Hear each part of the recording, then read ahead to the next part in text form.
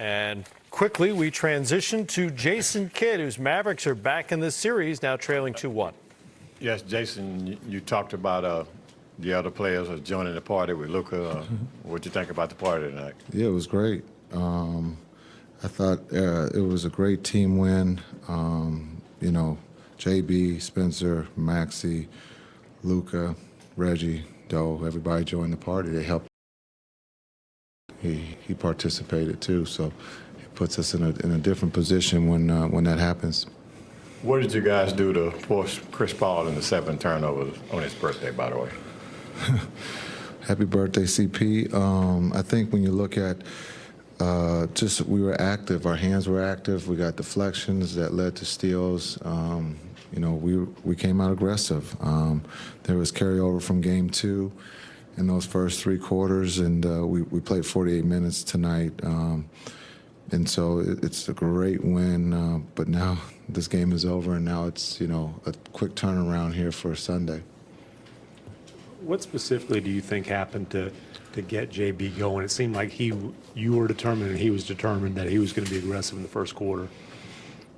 Well, I just wanted him to be aggressive. Like we talked before the game, just be yourself. And I thought this was the first time he was aggressive. He didn't wait. He wasn't, you know, surveying. The ball touches the paint, and again, as we talked all season, when the ball touches the paint, good things happen for us. We make a lot of, you know, right basketball plays, and JB did that for us tonight. Luka was great in the post, putting pressure on their defense, and we're going to need that again on Sunday. Jason, after Luka was critical of himself on defense and got some criticism in the second half the other day, how did you see him respond to that? And do you think that kind of shows on the court in terms of his fire and just kind of his emotional disposition out there tonight? Yeah, I think he's one that's never run from criticism. We've seen that early in the season. He admits when he hasn't played well, but he tends to come back the next game and play well. And I think that just he has ownership, and he knows how much we need him to not just play well on the offensive end, but participate on the defensive end. And I thought he did a great job on both ends tonight. Jason, against Utah, I know that at times you guys are trying to speed up the tempo. Tonight, you held them to 88 possessions. Really seemed like you were trying to slow it down. Do you think that had an effect on the result tonight? Oh, well, Tim, that's a good question. I thought that we were playing super fast, but I guess not. We were just trying to play at our pace. We wanted to explore. We wanted to attack early in the shot clock, as we talked about in the first 2 games. We were getting shots up against the clock and deep into the clock, and they're a really good defensive team, and so we felt that we needed to be a little bit more aggressive early in that clock. But I guess we were playing slow. It felt like we were playing fast because we got a lot of shots, I thought, early in the clock, a lot of threes that we haven't gotten in the first 2 games. And then Maxey was a lot of the times the guy attacking closeouts and making plays off the dribble, you know, hitting 2-pointers. You know, how much does that open up the offense, and just how much is that important to y'all's game? Yeah, it gives, you know, our drivers, the guys who are going to attack, when Maxey's shooting the ball the way he is and the way they're playing him, it helps us to be able to get to the paint and to be able to get to the rim. And then for him, the way they're closing out, we trust that he's going to make the right play. No different than in the pick and roll. If they channel 5 us and he has to become the playmaker, with the closeout, he's making all the right reads. Jason, you mentioned the active hands and the aggression. Wondered if you could specifically talk about Reggie's play on defense and what he did well. Yeah, Reggie's done this for us all season.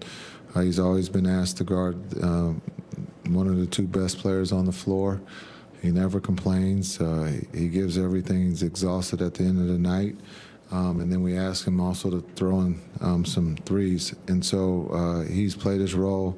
He's been in character in this series for us. And again, he was big for us with active hands, with deflections, not always coming up with the steal, or just trying to slow their offense down, because when they get in a rhythm, they're just as good as anyone in this league, and it's hard to stop them.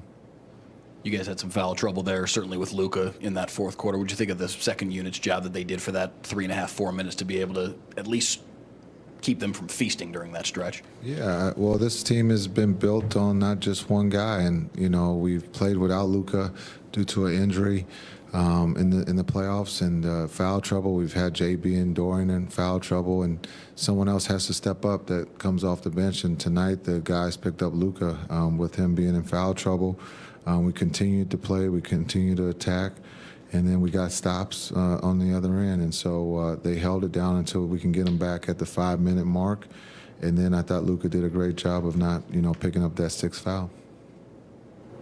We got one on Zoom. Kevin, go ahead. Kevin Gray, 105 to the Fan. Obviously, because the idea is to get back in this series and protect home court.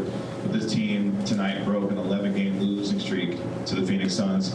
What does that do for this team mentally and psychologically going forward now that this team has accomplished beating this team and what it means for the rest of the series? Yeah, Kevin, I think we didn't know we lost 11 straight. I think we're more upset about the fine that we got from the league cheering.